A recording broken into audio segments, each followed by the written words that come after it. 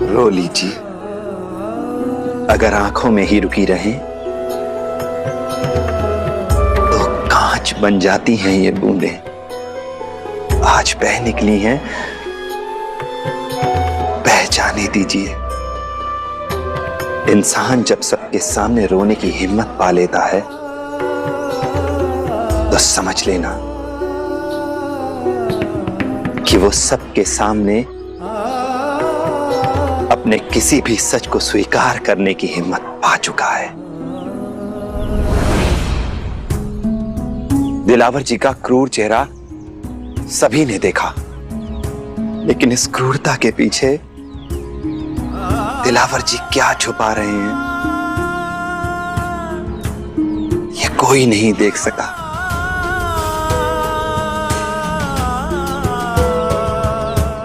उठिए,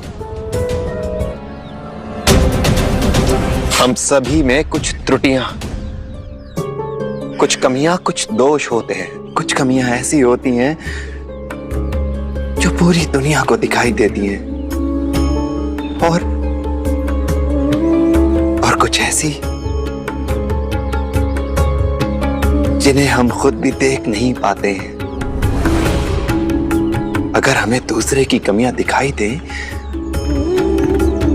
तो इसका मतलब ये तो नहीं कि हम दूसरों से बेहतर हैं। अपना सच दूसरों के सामने लाने के लिए हिम्मत ही नहीं, विश्वास भी चाहिए। ये विश्वास कि हमारा सच जानकर लोग हमारा मजाक नहीं बनाएंगे, घृणा नहीं करेंगे हमसे, हमारे सच को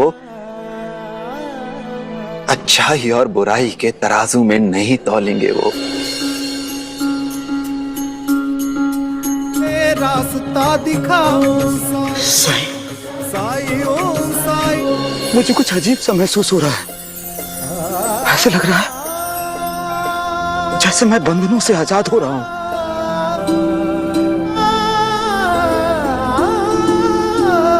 अपने इन सफेद दागों को लेके अब मुझे कोई परेशानी नहीं है साईं, कुछ भी नहीं। ये तूने क्या किया साईं, क्या किया? मैं तुम्हारे साथ बेरुखी से, सख्ती से पेश आता था, यहां तक कि मैं तुम्हारा उस्ताद नहीं बल्कि तुम्हारा मालिक बन बैठा था। इसके बावजूद भी तुमने मेरी मदद की। सच तो ये है कि कोई भी इंसान किसी दूसरे इंसान का मालिक नहीं बन सकता, क्योंकि वही सबका मालिक है, सबका मालिक एक। और उसी मालिक की रजा है कि हम दोनों मिल सके।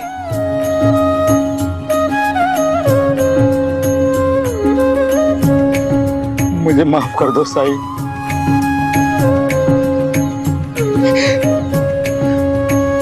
मैं तुम्हारे साथ बहुत बड़ी गलती करता रहा, और तुम फिर भी मुझे गलत रास्ते से खींच कर सही रास्ते में लेके आए। इसके लिए मैं जिंदगी भर तुम्हारा एहसानमंद रहूंगा साईं।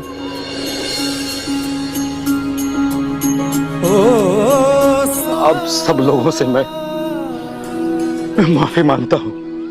मैंने आपके साईं को आपसे दूर ले जाने की कोशिश की, लेकिन मैं भूल गया कि आप लोगों ने मुझे पहले दिन ही कहा था साईं और शिरडी एक है, और वही हुआ। माफ कर दीजिए मुझे। साईं, अब तो तुम हमारे साथ वापस चलोगे ना? हाँ लक्ष्मी, अब मैं शिरडी लौट सकता हूँ, द्वारका माई में रह भी सकता हूं मैं। लेकिन क्या मेरे शिरडी वापस लौट आने के बाद कोई दूसरा दिलावर अली शिरडी में नहीं आएगा? क्या शिरडी के लोग अपनी किस्मत चमकाने के लिए अपना भाग्य बदलने के लिए परिश्रम के बजाय टोने टोटकों पर विश्वास करना छोड़ देंगे? जब से दिलावर अली जी द्वारका माई में आए, बड़ी खामोशी से शिरडी वासियों को देखता रहा मैं। हाथ दिखाने में या अपने भाग्य जानने की उत्सुकता, इसमें कोई बुरी बात नहीं है। ये तो सब में होती है। बुरा तो तब होता है जब हम खुद में विश्वास करना छोड़ देते हैं, अपनी मान्यताओं को त्याग देते हैं। तुम्हारा भविष्य तुम्हारे कर्म में है, तुम्हारे विचारों की अच्छाई बुराई में है, तुम्हारे पुण्य में है, तुम्हारे प्रायश्चित में है, टोने टोटकों में नहीं। लोगों ने ये सब जानते हुए भी अपनी समझदारी के बजाय दूसरे लोगों पर भरोसा किया। जानते हो क्यों? क्योंकि उनमें श्रद्धा और सबूरी दोनों की कमी थी। कोई अपनी पत्नी से झगड़ा करने लगा, किसी ने मनचाहा जीवन साथी पाने के लिए परिश्रम के बजाय टोने टोटके को अपनाया। क्या छोटे रास्ते पर चलकर जीवन का लंबा सफर तय किया जा सकता है? क्या कोई अपनी किस्मत को चकमा दे पाया है कभी? ये जीवन हमें सुख और दुख दोनों के साथ ही मिलता है। अगर इनसे भागोगे तो जीवन का अनुभव अधूरा ही रह जाएगा। और ऐसे ही कोई ना कोई दिलावर अली तुम्हारी बेसब्री का, तुम्हारे सब्र ना रखने का फायदा उठाता रहेगा। साईं, हमें माफ कीजिए, हमसे गलती हो गई। हमसे गलती हो गई साईं, हमें क्षमा कर दीजिए। और लक्ष्मी, मैंने तुम्हें कितनी बार समझाया कि दिलावर जी का सम्मान करो, लेकिन तुमने मेरी एक बात नहीं मानी। किसी का भी उसके रंग ढंग, उसकी वेशभूषा के लिए मजाक नहीं बनाना चाहिए। मुझसे गलती हो गई साईं, मुझे माफ कर दो। अब से मैं तुम्हारी हर बात मानूंगी। साईं, हम सबके भूल चूक को माफ कर दो साईं, और सब पे करम करो, क्योंकि शिरडी को उसका साईं वापस मिल जाएगा, और साथ में मेरा रास्ता और मंजिल भी।